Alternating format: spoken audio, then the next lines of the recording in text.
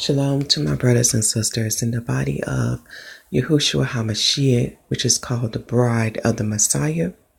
And shalom, shalom to the scattered Hebrew Israelites who are throughout the four corners of the earth, who is called the bride of Yahuwah.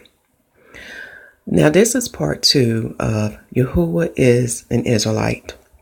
And the subtitle of this video is Your Tribe / Nationality.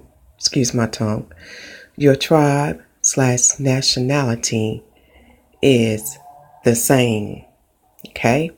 The title may be slightly different from what you see on YouTube, but this video shall give you more clarification because since we have been under the Roman Empire, which is the fourth beast that Daniel chapter 7 in the book of Daniel is talking about, many Christians have been indoctrinated with the doctrine of man and not with the truth of Yah. See, y'all have been taught you become Israelites, which is not the word of the Most High. Check the video description box to see the correct Hebrew term for you, okay, or what you become, Gentiles, okay. And in the English word today, I'm going ahead and give you the English word for it. You become Jewish. You don't become Jews. You become Jewish. And the Hebrew language will prove this. But to my brothers and sisters who are Gentiles, this is to give you clarification of what you become and also clarifications to the Israelites of what they become. Because this go beyond nationality. This go beyond your tribe. Because you have to go back to the beginning to understand what the Messiah redeemed for you.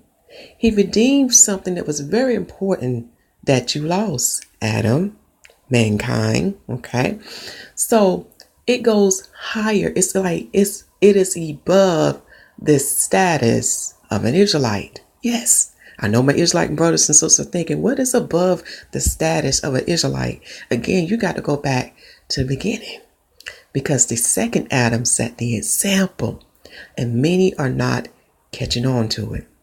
So first, let me clarify some things first with doctrine, dealing with some of the One West camps who are they're actually following the doctrine of the Jewish people. So let us go to that tab now. Some of the One West camps are telling you that the Immaculate Conceptions came from the Gentiles, which is true. But here's where they err. The Immaculate Conception is actually dealing with the birth of Mary. Here's the proof. When you go to Wikipedia, type in Immaculate Conception, and this is what they would tell you, okay? The Immaculate Conception, according to the teaching of the Catholic Church, remember we're under the Roman Empire, something very important to know, okay? The Immaculate Conception, according to the teaching of the Catholic Church, is the conception of the Blessed Virgin Mary, free from original sin by virtue of the foreseen merits of her Son, Jesus Christos, that's how it's pronounced in Greek, or Jesus Christ. Okay, so as you can see in the first sentence, it's declaring to you that the Immaculate Conception is dealing with Mary's birth, or Miriam's birth, but let us continue. The Catholic Church teaches that Mary was conceived by normal biological means in the womb of her mother, Saint Anne, but Yah acted upon her soul, keeping it immaculate. Okay?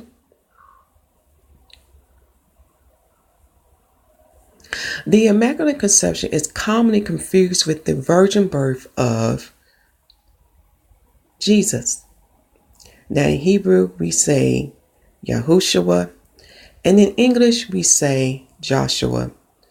And the reason why we do this, my brothers and sisters, when you begin to learn the truth between word transliteration and word corruption, you will learn why we say Yahushua or Joshua. And the 1611 Bible has the proof. You can see it in the side notes, and also in the New Testament in Hebrews chapter 4. Verse 8, look at the side note. Even a strong concordance will confirm to you that the English name Joshua was removed and replaced with Jesus, and in the Greek tongue, they pronounce it as Jesus. But let us continue, okay? Jesus' birth is covered by the doctrine of incarnation, while the Immaculate Conception deals with the conception of Mary, not that of her son. So this article link shall be listed in the video description box, but I want to clarify unto you that the Immaculate Conception is dealing with the birth of Mary, not with the birth of Yahushua HaMashyach, who is the son of Yah and who is the Messiah. So now you can understand where the one West are getting their information, but they are erring in it also. Also, the Zondervan Compact Bible will confirm this. It's mentioned there, but it's on a different title. So what I may do for you, I'm going to pull out my notes and find what subject or what subtitle is listed in the Zondervan Bible, so you can look it up in that book and see it there too as well. Okay, so now let us go to the next tab. The next tab, let me open this back up. The next tab that he wants me to take you to, let me think about where my mind was going. I'll come back to that when it comes back to my mind. But the next tab we should go to is the scriptures. Again, this is dealing why Israel received Yahuwah's name and why they was called Israelites. Okay? Because many of you do not know this, and the answer is in the King James 1611 Bible, and it's in the book of Jubilees that was written by Moses. The Sabbath was mentioned in Genesis chapter 2. And notice that no other book mentioned it again until you go to Exodus chapter 16. And the reason is the Most High had to create a nation and had to sanctify a nation to be holy, to keep the Sabbath in the earth. Now they was keeping Sabbath in the heavens, but he did not have a nation of people to keep it in the earth. This is why you don't see it mentioned until you get into the book of Exodus chapter 16. Okay, that's another mystery that many don't understand. Also, the Apocrypha will confirm unto you why he exhort only a certain nation of people to keep the Sabbath. It's a spiritual mystery behind this. You got to understand, our Father in heaven is holy. Therefore, you must be holy to keep his holy things. So you have to be sanctified by him, not by man, to do these things. Okay. So when you go to the New Covenant, which is the New Testament, go to 1 Corinthians chapter 5. And I'm going to read the summary to you. This is the 1611. The sacraments of the Jews are types of ours and their punishments, examples for us. We must fly from idolatry. We must not make the master's table the table of devils. And in things indifferent, we must have regard of our brethren. Okay, so let's read these couple of verses. Moreover, brethren, I would not that ye should be ignorant how that all our fathers were under the cloud and passed through the sea. And all was baptized unto Moses in the cloud and in the sea. Now you want to highlight that. Remember, I keep telling you there's nothing new beneath the sun. There was baptism back then, so there shall be baptism in the new covenant. You have the baptism of the water and you have the baptism of the Spirit.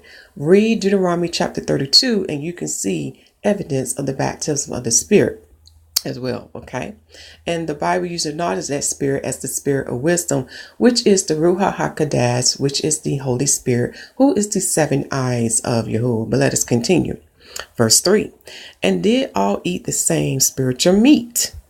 And did all drink the same spiritual drink? For they drank of that spiritual rock that followed them, and that rock was the Messiah. So we know, according to John chapter 6, that the Messiah is the manna from heaven. He is the bread from heaven that they fed upon, because it's written in the Old Testament that man shall not live by bread alone, but by the word of Yah. It's there. Even the Messiah is pointed out to you in the new covenant. And the spiritual drink is his blood, because his blood atoned us. His blood seals us and protect us from all danger, harm, and evil Okay, an example of that can be found in Exodus when they put the lamb's blood on the post. So there too, history shall repeat itself. We shall have the lamb blood sealed upon us when Yahuwah redeem us from the plagues that he's going to put upon this world. In the second Exodus. Okay, well, let us keep going. Also, read John chapter 6 to get a more understanding about this spiritual meat and the spiritual drink. Okay. I'm going to read, and the last verse I'm going to read is verse 5. It said, but with many of them, Yah was not well pleased, for they were overthrown in the wilderness. Now, there's a precept for verse 4. And let's click on that number for that precept so you can see what it is. For verse 4, let's see here. Trying to find that precept for you. Let's see. Okay, I do know when you go to Exodus chapter 17, verse 5, that is the precept to those verses. Let me go there now because I want you to see evidence of that precept. Okay. So you won't see I'm just speaking this out of my mouth. Let's go to the books of Exodus 17, verse 5.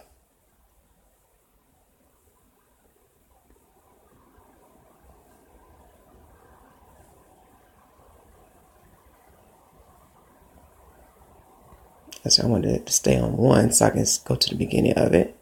Sorry, family. Okay, Exodus chapter 17, verse 5. I have to give it a couple minutes.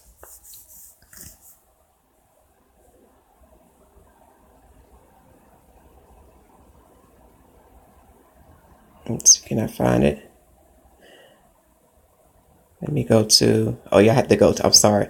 I have to go to this page to get access to the precepts. I don't know why this site is set up like that, but you have to do a little extra step to get to it. Okay, in Exodus chapter 17, verse 5, you will see a precept there, which go along with 1 Corinthians chapter 10, verse 1 through 5. So, let's see here. Make sure.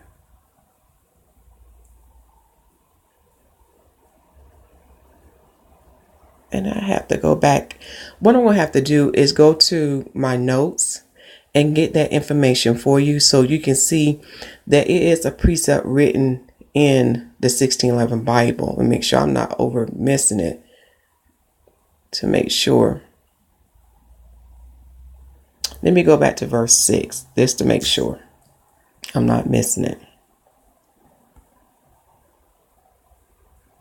Yeah, it's verse 6. So when you go to verse 6, you're going to hit on that precept, which is 6. And when you read the precepts here, yeah, this is it. Numbers chapter 20, verse 9, Psalms chapter 78, verse 15, and 105, verse 41. Wisdom, which is chapter 11, verse 4, and 1 Corinthians chapter 10, verse 4. So that's the proof. I want you to have that. Definitely. Now the Most High just brought back to my attention what I was supposed to do for you on Google. To confirm unto you, we are still in the fourth empire, which is the Roman Empire, and the leading ruling nation is Esau, as confirmed in 2nd Ezra chapter 6. Okay, and their principality is Satan. Okay, and the other Gentile nation has joined in hand with the nation of Esau. All right, and we can see evidence of that because there's so many evil things in this world. But here's more proof. When you go to World Council of Churches, World Council of Churches, and let's go to Wikipedia because they show you their logo and a Greek word. Okay, hit go. Okay, here we go. And believe it or not, the Roman Catholic Church do have a hand in this, but they will have you to believe that not a mirror, but if you read a whole article from up to down, you will see that the Roman Catholic Church still have an influence with all the churches of this world, especially with the Christian churches that's in America. Now, here's their logo. When you look up okoumeni. In the Greek concordance, you will see that it does define or tells you are still in the Roman Empire. Now, when you see the cross, I know most of y'all think they are for the Messiah. No, no, no.